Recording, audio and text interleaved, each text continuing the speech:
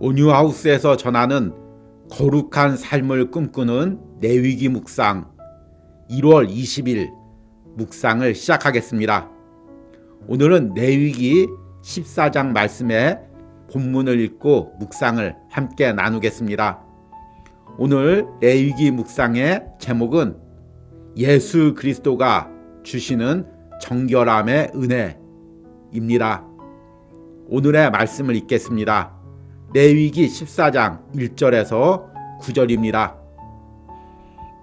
여호와께서 모세에게 말씀하여 이르시되 나병 환자가 정결하게 되는 날의 규례는 이러하니 곧 그 사람을 제사장에게로 데려갈 것이요 제사장은 진영에서 나가 진찰할지니 그 환자에게 있던 나병 환부가 나았으면 제사장은 그 정결함을 받을 자를 위하여 명령하여 살아있는 정결한 새 2마리와 백향목과 홍색 실과 우슬초를 가져오게 하고 제사장은 또 명령하여 그 새 하나는 흐르는 물 위 질그릇 안에서 잡게 하고 다른 새는 산채로 가져다가 백향목과 홍색 실과 우슬초와 함께 가져다가 흐르는 물 위에서 잡은 새의 피를 찍어 나병에서 정결함을 받은 자에게 7번 뿌려 정하다 하고 그 살아있는 새는 들에 놓을지며 정결함을 받는 자는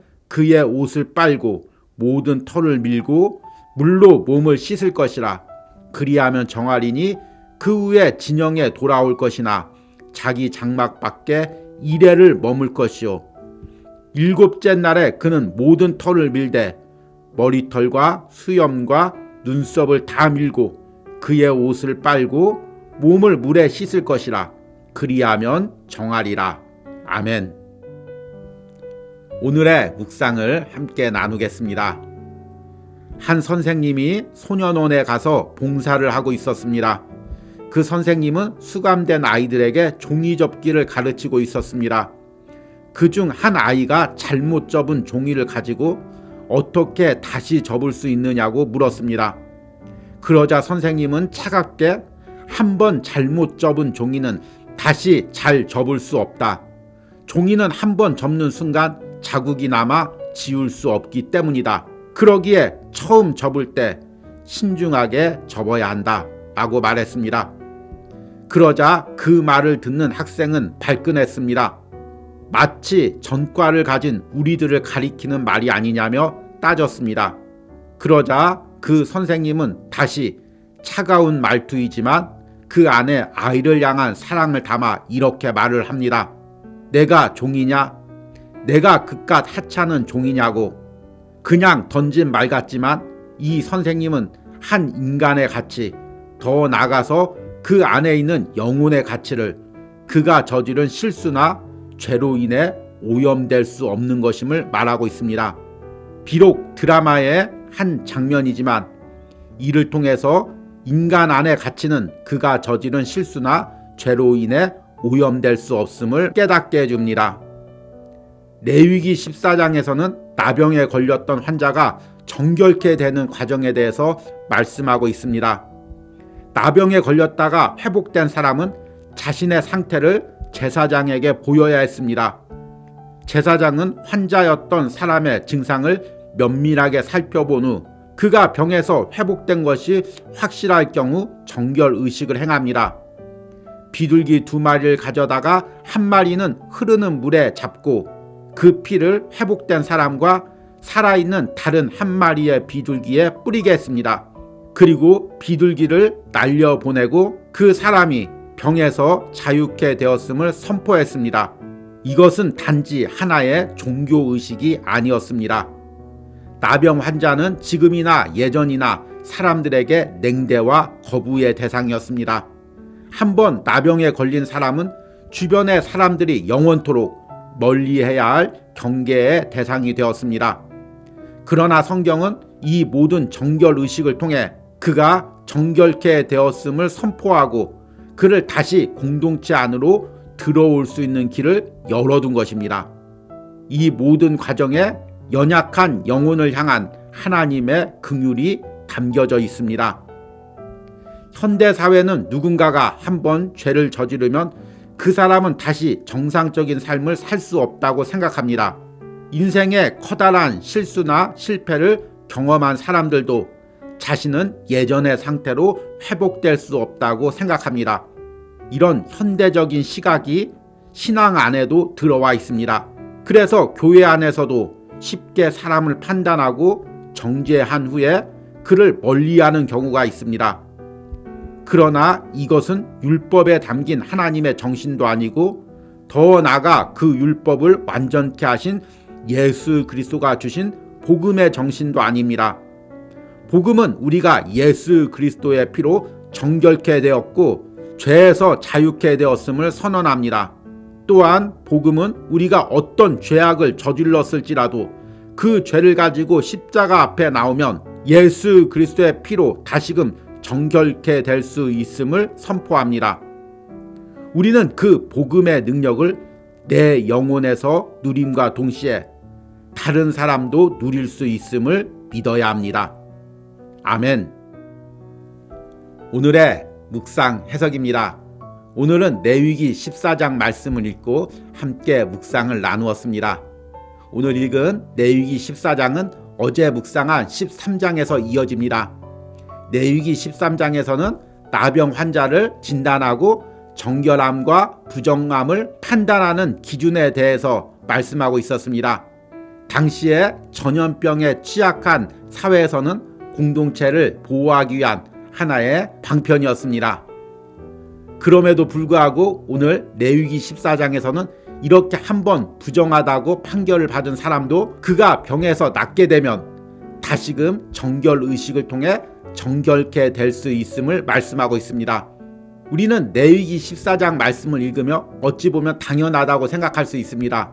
그렇지, 병에서 나았으니까 정결함을 받고 다시금 공동체로 돌아올 수 있지, 이렇게 생각할 수가 있습니다. 그러나 예나 지금이나 한번 생긴 사람들의 편견은 쉽게 바뀌지 않습니다.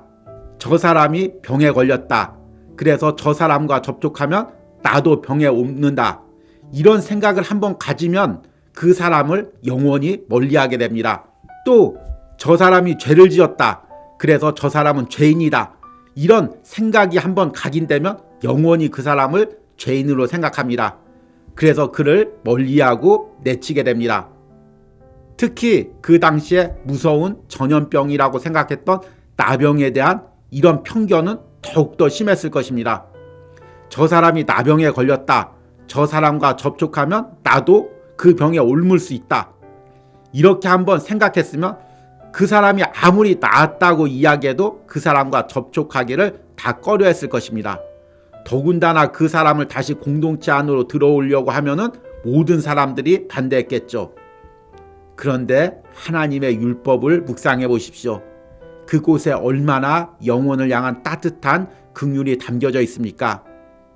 제사장을 통해서 그 사람을 진단하게 하고 그 사람이 병에서 나았으면 비둘기 2마리를 가지고 가서 한 마리는 흐르는 물에 잡아서 피를 흘리게 하고 그 피를 환자였던 사람에게 뿌려서 정결하다고 선언하고 남은 한 마리 비둘기에 뿌려 그 비둘기를 날려보냈습니다. 이것은 그가 죄나 병으로부터 이제 자유했음을 선포하는 것입니다. 이 모든 의식을 행하는 이유는 무엇입니까? 주변의 사람들이 이 모든 과정에 동참하면서 그가 죄에서 정결케 되었음을 함께 인식하는 것입니다. 그 후에 7일이 지난 후 다시 한번 속죄제를 통해서 그 사람을 정결케 하는 제사를 하나님께 드립니다. 하나님이 선포하셨고 제사장이 인정했으니까 이 사람이 병에서 자유했음을 온 공동체가 받아들이는 것입니다. 그리고 다시 그 영혼을 품는 것입니다. 이 과정에 얼마나 하나님의 따스한 긍휼과 사랑이 담겨져 있습니까?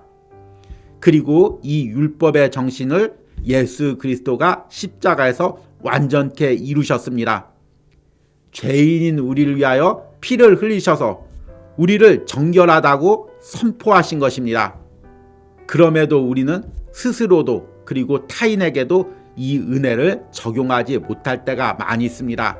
누가 한번 실수를 했거나 누가 한번 죄를 저질렀으면 저 사람은 저런 실수를 한 사람, 저 사람은 저런 죄를 저지른 사람, 가까이에 해서는 안 될 사람, 공동체 안에서 받아들여서는 안 되는 사람, 이렇게 생각하고 정지하고 판단합니다. 또 자신에 대해서도 이렇게 생각합니다. 나는 이런 실수를 했어. 나는 이런 실패를 경험했어. 이제 다시 일어설 수 없어. 다시 회복될 수 없어. 이렇게 생각합니다. 그러나 여러분, 내 안에 뿌려진 예수 그리스도의 피는 이런 모든 실수와 실패와 죄를 덮을 만큼 능력이 있습니다. 그래서 나뿐만 아니라 다른 사람까지도 다시금 온전히 세워서 하나님의 자녀로 살게 하는 능력이 있습니다. 물론 여기에는 조건이 있습니다. 자신의 실수나 실패, 자신이 저지른 죄를 인정하고 예수 그리스도의 십자가 앞에 나올 때입니다. 여러분, 그동안 어떤 실패를 경험했습니까? 어떤 실수나 죄악을 저질렀습니까? 그럼에도 불구하고 내가 그것을 가지고 예수 그리스도의 십자가 앞에 나오면 그 예수 그리스도의 보혈이 나를 정결케 하고 다시금 일어서게 할 것을 믿으시기 바랍니다. 그리고 나뿐만 아니라 나의 주변에 있는 사람도, 연약해져서 넘어져 있는 나의 가족들도 하나님께서 다시금 일으켜 세우실 것을 믿으시기 바랍니다. 그 소망을 가지고 오늘 레위기 14장을 묵상하고 기도하시는 은혜가 있길 바랍니다. 오늘의 적용과 기도입니다. 내가 타인의 실수나 죄를 판단하고 정죄하며 그를 멀리했던 부분은 무엇이 있습니까? 내가 나의 실수나 실패에 대해서 절망하고 회복을 기대하지 못했던 부분은 무엇이 있습니까? 나의 어떤 실패나 실수도 예수 그리스도의 보혈이 주는 성령의 은혜로 회복될 수 있음을 믿고 기도하시기 바랍니다. 우리 함께 기도하겠습니다. 주님, 오늘 레위기 14장 말씀을 통해서 나병 환자를 정결케 하는 과정을 묵상합니다. 이 과정이 또한 예수 그리스도의 십자가의 보혈로 죄에 물들어 있던 우리를 회복시키는 과정임을 깨닫습니다. 주님, 나 역시 나병보다 더 끔찍한 죄 가운데 물들어 있었습니다. 그러나 예수 그리스도의 보혈로 내가 정결케 되었습니다. 또한 지금도 내가 죄를 짓고 있지만 십자가 앞에 나올 때마다 예수 그리스도의 보혈로 날마다 정결케 됨을 믿습니다. 나뿐만 아니라 내 주변의 연약한 사람들에게도 이런 보혈의 능력이 있음을 믿습니다. 내가 나의 실수나 실패에 의해 쉽게 낙담하지 않게 하시고 다른 사람도 쉽게 판단하거나 정죄하지 않게 하여 주시옵소서. 하나님의 긍휼과 십자가의 회복의 능력을 끝까지 믿으며 기도하는 은혜가 있게 하여 주시옵소서. 이런 예수 그리스도가 주시는 정결케 함과 회복의 은혜를 오늘 묵상에 동참하는 모든 심령들이, 그들의 연약한 가족들이 함께 누리게 하여 주시옵소서. 예수님의 이름으로 기도했습니다. 아멘.